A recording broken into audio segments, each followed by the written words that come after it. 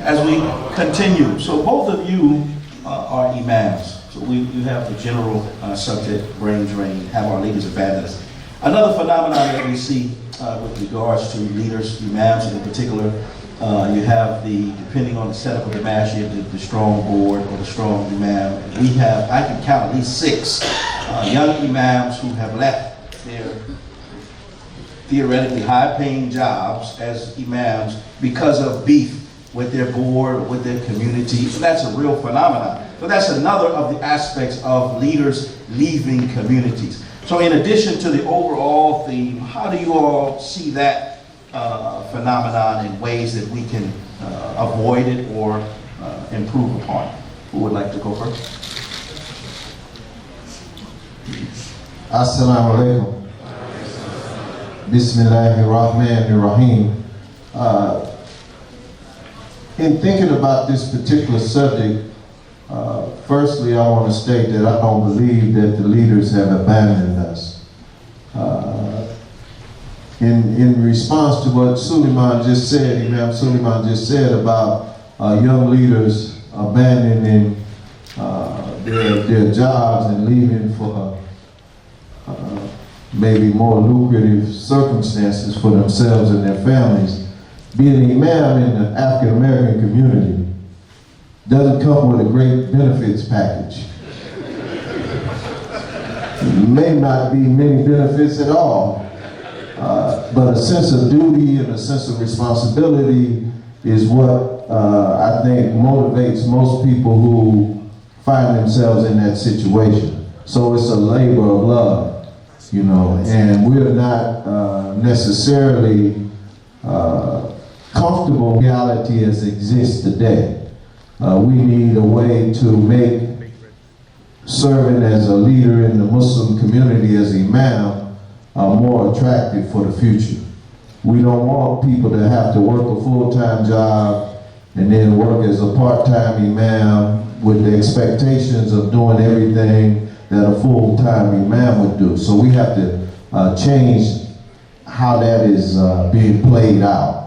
I don't know if our business community is strong enough to do that, but we need to figure it out, because as it exists now, we are not having hundreds of young men seeking to become imams in the community that can't sustain them. So that's very unattractive.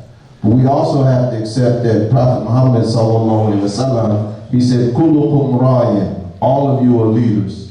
So there's a responsibility that the imam has as leader in the community, but we also need people who are leaders in education, in culture, in politics, in business, in organizing young people and developing sports programs for our young people. The needs are many.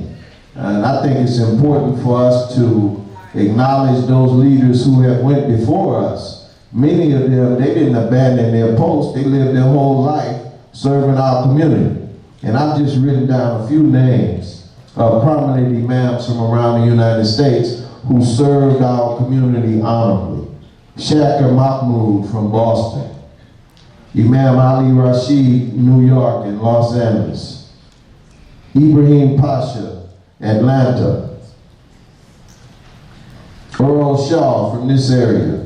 Mustafa Hassan from this area, Usman Mekki, San Francisco and Massachusetts, Zaki Zarif, Oakland, California, Harun Abdullah, he's still with us, he's 90-something years old. Him and his wife served this community for over 60 years. As long as his health allowed him to be of service to the community, he provided services to the community.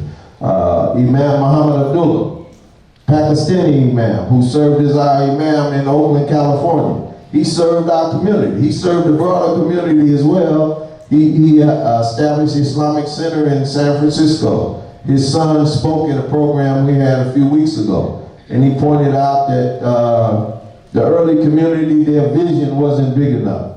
They bought a house for a masjid. He said they would have been better off had they bought land that would have gave them some room for growth and development. So the generations that come after, many times they have a different approach to how things are going to get done. The young people today have more access to information than we had when we were put in these positions of responsibility. I remember in the San Francisco Bay Area, there were no Islamic bookstores. None. I'm talking about 78, 79, 80, 81, no Islamic bookstore. We used to go to Shambhala bookstore in Berkeley looking for Islamic books. Or we would go to older bookstores. So a lot of things have changed since then. And the leadership did more with less than all of this abundance of knowledge and information and training and all of this. And we're doing, it seems as though, I'm not a critic, so let me withdraw my comment a little bit. It seems as though we're doing less with more. Whereas there was a time when the community had less in terms of resources and also formal training, but we got the job done. So I think we need to revisit the dynamics and look for where can we add value and how can we help advance this work, because all of us are leaving. You know, you're not going to be here forever. You know, I'm in the checkout line, but I'm a very courteous person. I don't mind if somebody goes in front of me. I said,